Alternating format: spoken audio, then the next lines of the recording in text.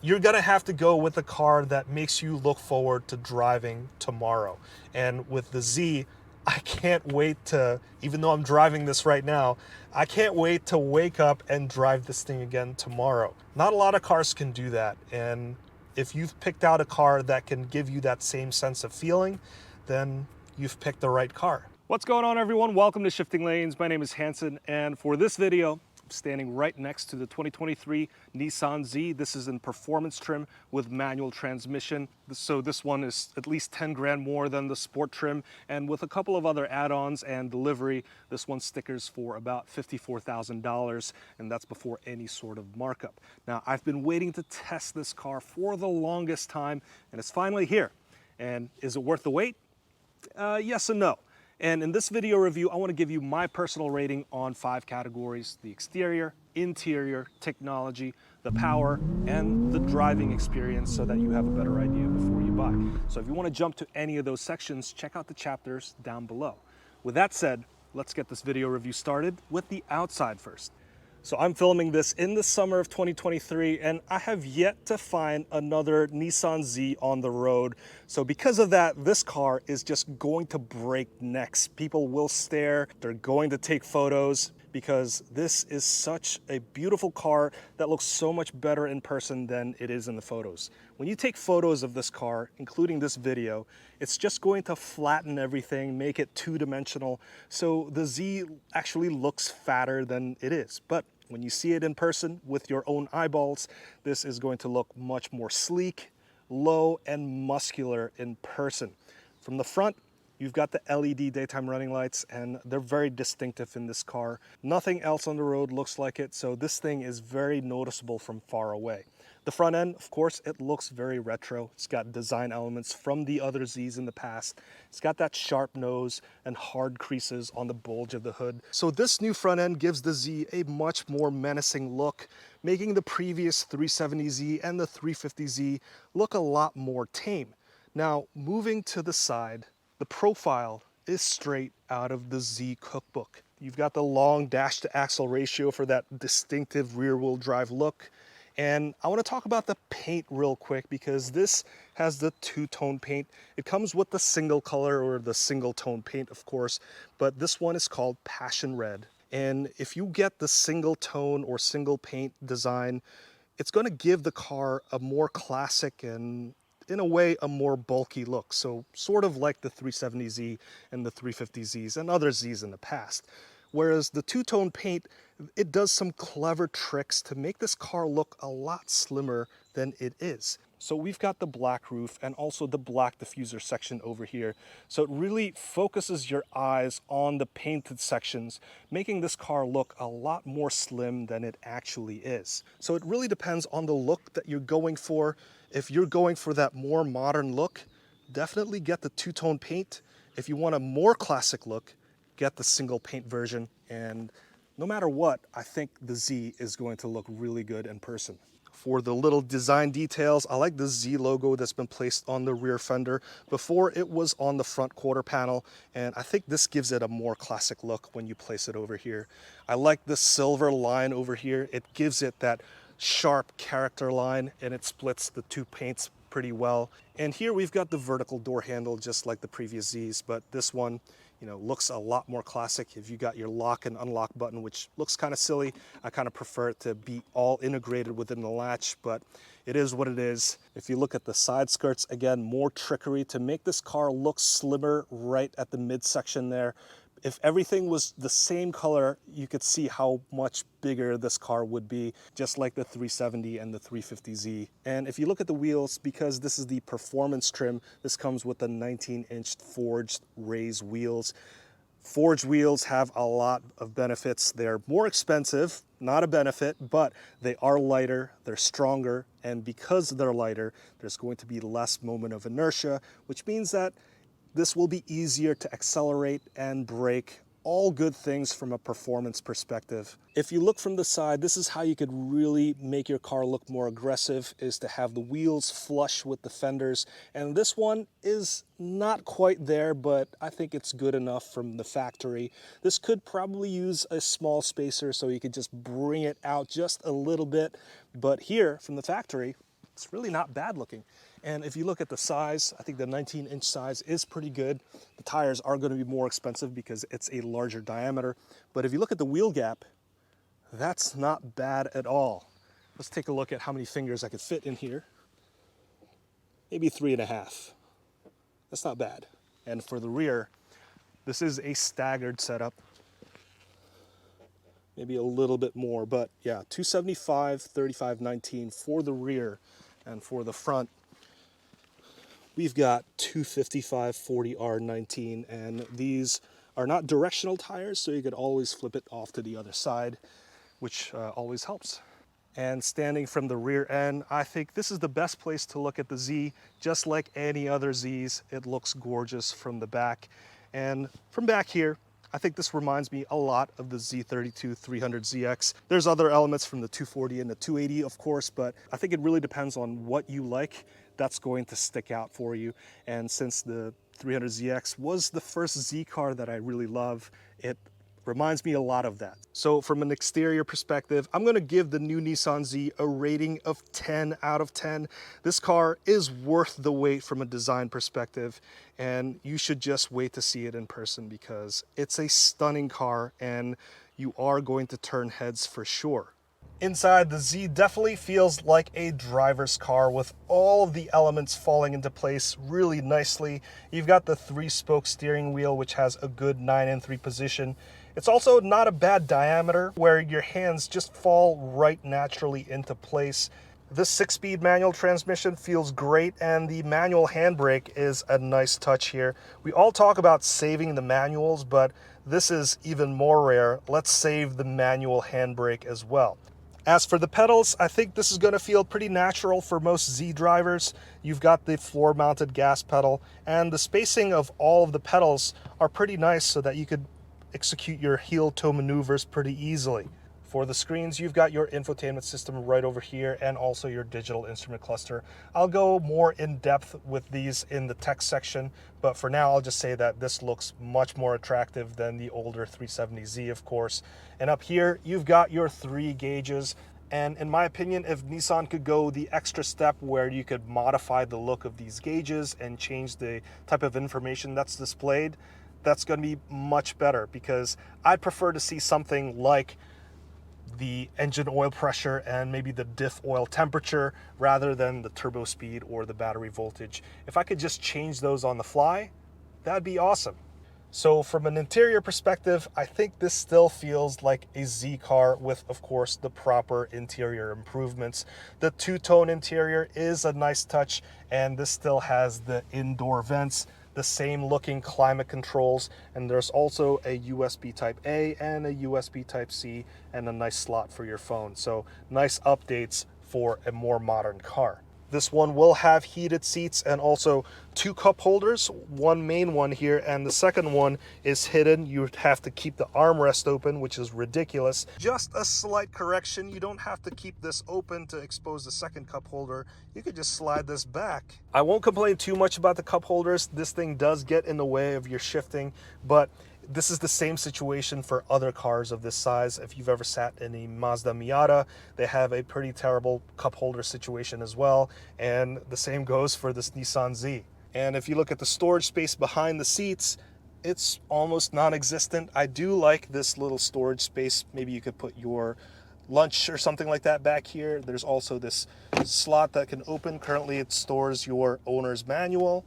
And behind the crossbar, that's your trunk, and there's not a lot of space back there. That is my 30-liter photography bag, so all the gear that I use to film this review sits in that bag, and just imagine it's a little bit smaller than the size of a carry-on suitcase, so you could probably fit maybe about 2 of those in here. So not ideal, but this is a small sports car, so in general, there's not going to be a lot of storage space. If you do want more storage, there's a lot of foam right underneath this floor. Over here, that's your subwoofer and also your tire fill. If you're ever autocrossing, you're probably going to take all this junk out of here and you could have more room for various things. So from an interior design perspective, I think I'll give this one an 8 out of 10. This is a huge upgrade from the 370Z, but an upgrade from a car that's more than a decade old isn't really a high bar to cross. Now let's talk about the tech, and let's start with this 9-inch infotainment touchscreen. The black bezels give the illusion that this is a bigger screen than it actually is. I like the physical dials and the buttons. This is always a great design choice in the age of touch capacitive buttons. As for the infotainment system itself, this is the standard Nissan system. It doesn't really look very good or functions in a zippy way, but those issues with the infotainment system almost doesn't matter because this comes with wireless Apple CarPlay and wireless Android Auto, and I just prefer to use these systems over native infotainment systems because usually they're pretty garbage and they don't work very well. But in this one, I have access to all my apps, and it's wireless. I could just jump into the car and just drive. When it comes to the sound system, this comes with an 8-speaker Bose audio that has active sound cancellation and active sound enhancement. Those sound like fancy things, but in the end, I think the sound experience is just all right. When it comes to the digital instrument cluster, this has a 12.3-inch screen, and this is a great looking display, and the performance is better than the infotainment system itself. It's crisper and it's got faster transitions. There are 3 themes to choose from, and you could change the meter view between sport, normal, and enhanced. If you go to normal, this will give you your 2-gauge design, very traditional, with a smaller display in the center. If you go to the enhanced view, and this will sort of 3-dimensionalize the meters for the left and the right sides, and it's going to increase the size of the center screen. Pretty useful, but I prefer the sport meters because this gives you that tack front and center. That's the most important meter, and you've got your boost gauge on the left. You could also swap between the G meter and your upshift indicator and also your tire pressures. So very critical functions on the left hand side, and also very important meters on the right hand side. You've got your engine oil temp, engine oil pressure, water temperature, and your diff oil temperature too. So from a tech perspective, I'll give this one an 8 out of 10 because this has great tech equipment. It's got wireless CarPlay, but there's still no wireless charger, and the infotainment system still looks like something that's from the mid-2010s. But is it worth the wait? If you've been waiting to get into a Z and the tech was your one holdback, then I think it is totally worth to get this because all of these creature comforts is going to make your commuting life a lot better. Now let's talk about the power. Yes, this is going to be worth the wait because this has a 3-liter V6 with twin turbos, making 400 horsepower and 350 pound-feet of torque. Peak torque is going to come on a bit sooner as expected with the 2 smaller turbos as opposed to the 370Z, which is naturally aspirated. There's still a hint of small turbo lag, but that's going to give the Z a different kind of charm. So in stock form, this is going to go from 0 to 60 in about 4.5 seconds, depending on how good you are with launching a manual transmission car. And from a power perspective, this car needs an exhaust modification real bad. There is an aggressive tone, but you'd have to ring it up all the way to the top. And driving around town under 3,000 RPMs, this is going to be pretty much in good neighbor mode all the time. It doesn't have the burble, crackle, and pop tunes that you'll find in something like the Veloster N or the Supra or the new GR Corolla. But that's going to be a very quick tune and exhaust mod away. So from a power perspective, I'll give this a rating of 8 out of 10. This is a more powerful engine, and the added twin turbos give the Z a different attitude, but it still sounds very tame. Let's build up revs. 3,000.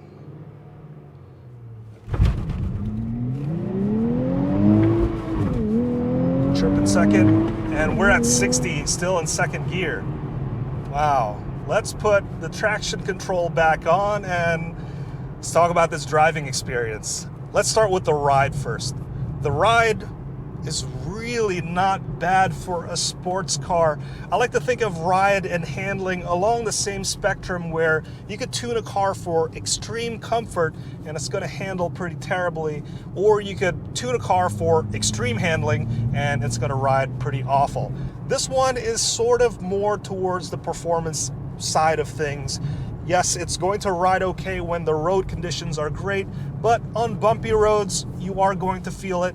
And additionally, with the 19-inch wheels and tires, you don't have a lot of meat to soak up all those bumps. So it really is dependent on the road quality, but on smooth, well-paved roads, this thing is going to feel pretty nice. Now, when it comes to the handling, this thing handles really well. There's not a lot of body roll. It feels fairly flat for non-magnetic suspension, and it's a fairly lightweight car, so it's nice to toss around. I will say that the steering, I feel like, is a little too light for a sports car. I would prefer just a slightly heavier damping. I also would prefer if this had a quicker steering ratio. I believe this has a 15:1 steering ratio, whereas something like a Toyota GR Corolla, which I've reviewed before, and if you want to see that, click the link up here. That has a much quicker steering, and it feels livelier, and it's much more fun to drive. As for the manual transmission, this has a nice feel to it. It is clicky and mechanical feeling. It's not like the Honda or the Acura shifters, which is buttery smooth. This still has a little bit of a mechanical friction. I personally like the feel of this thing, and when you ring it out, heel towing, this just feels great. And I love the placement of this. I'm 5'8", and I feel like with the seating position, this shifter just falls right into place. And as for the clutch, this has the Exity Performance clutch stock. It, I think, feels fairly light compared to something like the GR Corolla, which has a stiffer spring behind it. And I think in bumper-to-bumper traffic, this won't feel as bad when you really have to exercise your left leg a lot. But overall, I'm going to give the driving experience of this new Nissan Z a 7 out of 10. It's a great driving sports car. It's got a lot of power, and you can easily break the law in a few seconds. But for the price point, there's a lot of great alternatives out there right now. It's not the same market when the 370Z was out in force. This car often gets compared to the Toyota Supra, as it should, because it's around the same price point, it's making about the same amount of power, and now the Supra has a manual transmission, so the Z no longer has a leg up in that territory. And of course, there's also the new S650 Ford Mustang that's making 450 horsepower and 410 pound-feet of torque out of the new Coyote 5-liter engine. And that is even cheaper than this thing. So all things considered, tallying everything up, I'm giving this one a rating of 8.2 out of 10. The Z is such a good-looking car, and it's made even more special considering how rare it is right now. It's a well-deserved update on the outside and the inside with all of the great tech and the modern look. And if you're a die-hard Z person, the driving dynamics is very similar, with peak torque just coming on a lot sooner than before. I don't think you can go wrong with the Z. You have to go with your gut, right? The Z is a fantastic car, the Ford Mustang is awesome, and the Supra is also great. In the end, you're gonna have to go with a car that makes you look forward to driving tomorrow. And with the Z, I can't wait to, even though I'm driving this right now, I can't wait to wake up and drive this thing again tomorrow. This is an awesome car in that sense. It makes you want to keep going and just drive and drive and drive. Not a lot of cars can do that, and if you've picked out a car that can give you that same sense of feeling, then you've picked the right car. Well, there you have it. That's my review of the 2023 Nissan Z. Let me know what your thoughts are in the comments below. If you've learned something from this video, please consider hitting that like, subscribe, and that notification bell so that you can be notified the next time I make a new review. So with that said, if you want to check out my review of the Toyota Supra, check out this link over here. And with that out of the way, I'll see you in the next one.